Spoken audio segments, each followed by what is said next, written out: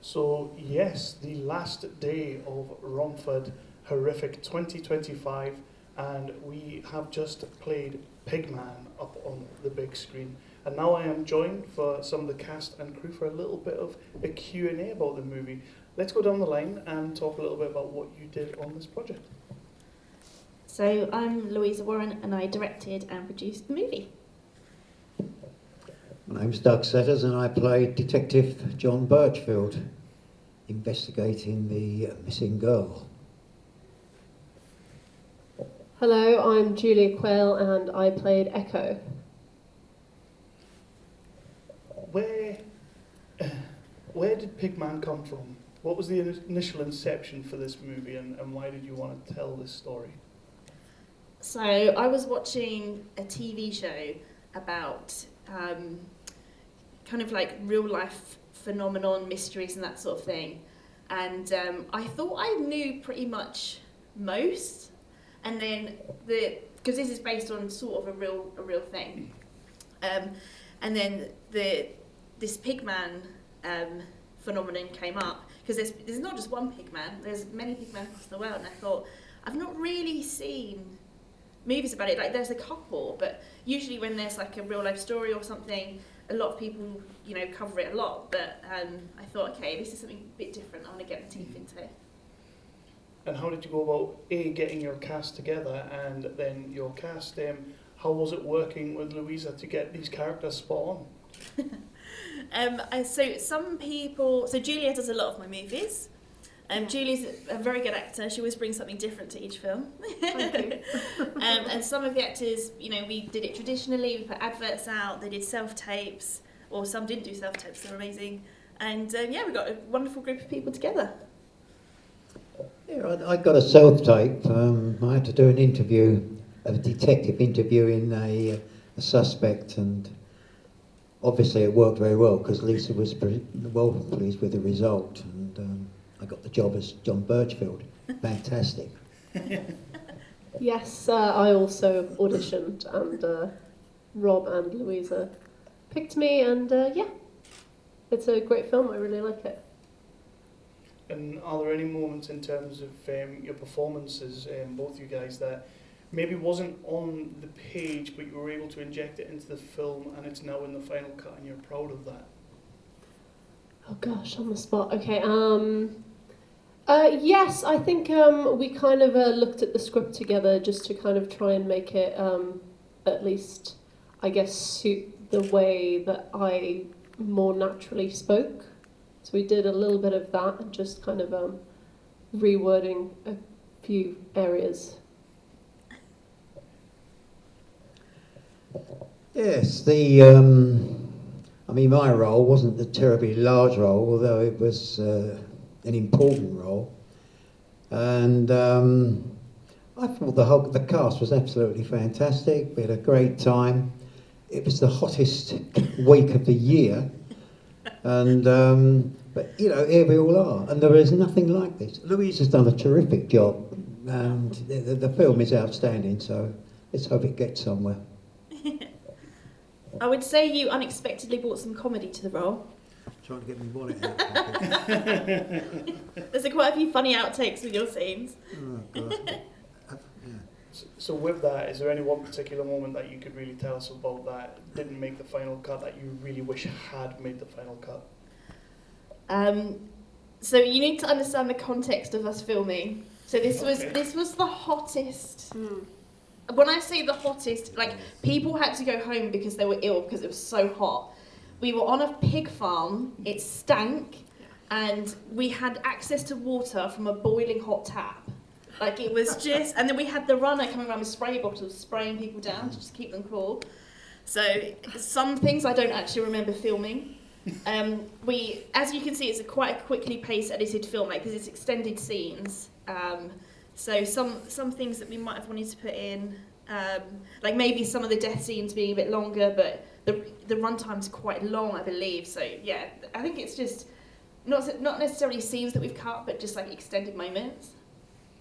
And are there any things that you can think about during production that creatively, because obviously you're working on a budget, you're working with some limited times, you've obviously got sweltering hot temperatures.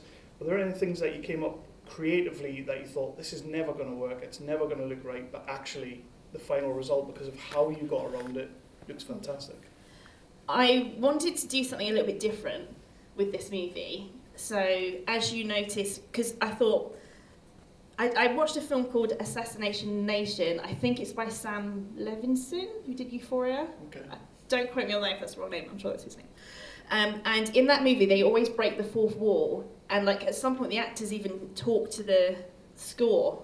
And I thought, oh, that's a bit different. So I got Julie's character to sometimes just look directly down the lens as like a hint of what's to come, as if like she's the one with the big secret. And I think it's subtle enough that people kind of go, is that a mistake? Is that supposed to be there?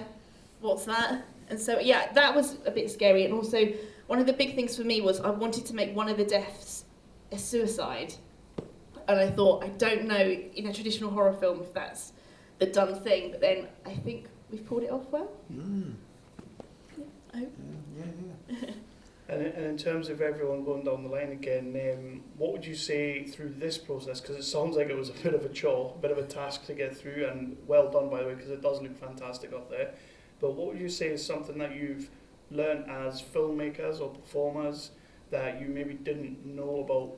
Well, not that you didn't know, but you hadn't honed in on filmmaking-wise, but also something you've learned about yourself personally through this process? I've personally learnt that VFX takes forever. And that I've learnt that every single emoji, every comment, every like has to be programmed in. And we spent more time on Zoom putting in all the comments than we did shooting the movie.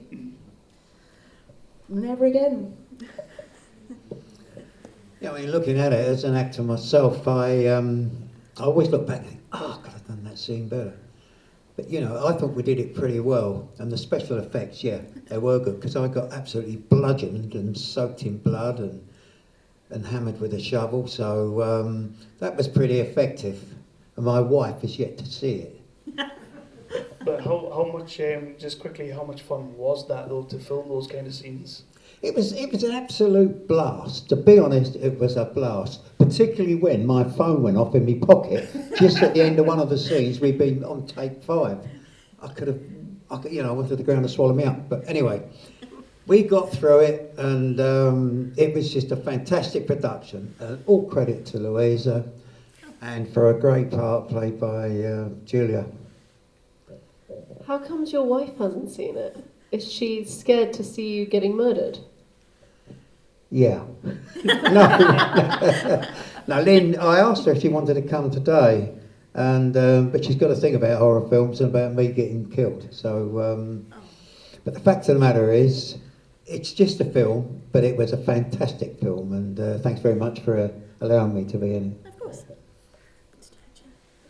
That's very sweet. My boyfriend loves to see me get murdered. So he's seen all of mine. Something that you've maybe learned about filmmaking, like in terms of the performance side, that you hadn't truly honed in on yet, or something that you've personally learned about yourself during the process? Yeah, I think, to be fair, this was a slightly different character than what I usually play. I know that when I was in the audition process, Louisa had sent a different character that I played to Rob that was quite a big character from Cut. Oh, yeah. And I remember in the audition he was like, yeah, the only thing I'm concerned about is, are you going to be able to like really tone it down? Because it was quite a flamboyant character. So to be fair, this was quite a sort of a subdued character. And yeah, I think at the time during filming, I kind of most of the time felt like I wasn't doing anything, because I was like really, you know, she was quite like a sarcastic and not really wanting to let anyone see any of her emotions kind of thing.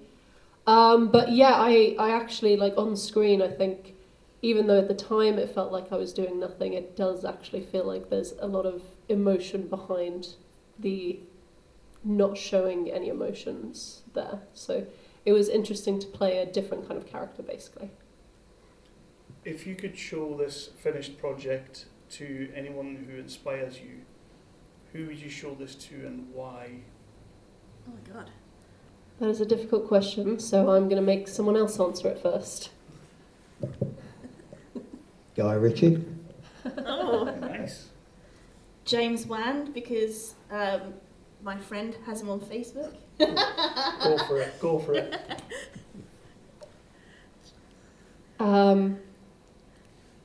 Maybe I'll try and force my dad to watch it, but last time I tried to make my dad watch a horror movie, he fell asleep, which he does in pretty much most movies anyway, so... Don't you just love it? But I'll give it a go. So you said at the start that you did a lot of sort of researching on these kind of tales, and you said that there's not just one Pigman, there's many Pigmen. Could we potentially be diving into this universe again? I'd love to. I think Ben, who plays Carter, definitely has to have a sequel. I think he's so good, and he's got so much energy to the character. I think he's well worth an explore. Mm-hmm. Do we have any questions from our audience? I can't see anyone, so you will have to shout. Go for it. Hi, alright.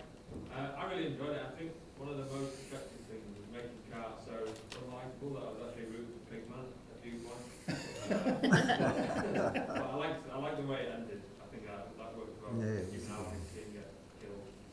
But I was just wondering if you could talk a little bit about the logistics, like how many days shoot and things like that. That always interests me. 3 days on the big farm, weren't we? And a couple of days at the... 3, 4, 5, 6, not 8, 9? Was it? Yeah, like 8. I think it was about 8 days. We shot the whole thing. 8 days in a pickup. We did a pickup day for the opening.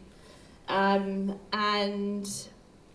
interesting you said about Carter. I think one of the key things for me is who's really the monster in this movie.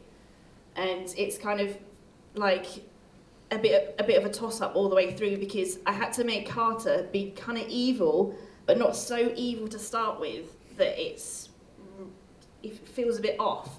So he has to just get worse and worse and worse and worse and worse. And then by the end, it's like, yeah, who's the monster in this? Always the social media. Always the influence. Anyone else? Right, so... Oh, sorry. Go I for just wanted to ask, I know you produce lots of horror films. Now that you've done this one, which is a sort of, I guess, rather than using existing IP, you've created something completely new. Is that something you intend to do more of in the future, or and what's the next step for this film? Where will it be? Where will it be shown? What are you going to do with it next? So this film is distributed. It's currently on South American TV, and it's with one of the biggest YouTube entities. It's also on Tubi. Oh, it's on Tubi. Thank you, Judah. It's been translated into many languages. We're very fortunate to get it with this distributor, because typically they just put it in so many languages and it gets millions and millions of views. So yeah, it's a real plus for this film. And it's only really just started its journey. So we're looking forward over the next, I think it's 10 years that it goes across everywhere. So. How does... I mean, I don't want to ask questions out of school, and you don't really have to answer too honestly if you don't want to, but how does that work at this kind of level of filmmaking, getting distribution and getting your film shown out? How do you approach that? We approached a sales agent, and then they did it for us. Even better. I suppose as well you have a bit of a proven track record as well, so that kind of helps. Yeah, I would say it helps. I mean, obviously I own a production company. We've made films that have just made on a few thousand all the way up into hundreds of thousands. And so really it's just kind of picking the right sales agent distributor for the right budget of the job, catch my drift, and then it's just matching it, and yeah. So the last question I want to round out with, and it's a nice little fun one, all three of you guys, if you could explain this movie to anybody you wanted to watch it only using emojis, what 3 emojis would you use? Yeah, it has relevance. Okay. Pig. Camera. No, wait, no. I take it all back. Okay. Pig, boy emoji, question mark. Bit of a tough one. Yes, I concur with Louise. Now, what would I do? I think the one with Will in the pink pig suit. Do you know what an emoji is? It's like, no, you know, in like text messages, you have the little symbols. Oh, right. Yeah.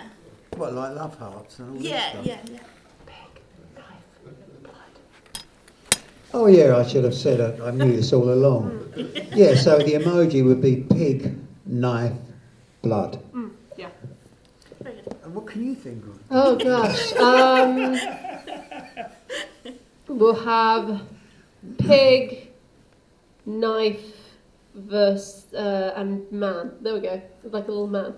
I feel like I maybe should have read the room on that question. Louisa, guys, thank you so much for bringing this to us and letting us show up on the big screen today, but most of all, thank you for being here with us and doing this as well. Can I get a round of applause, please?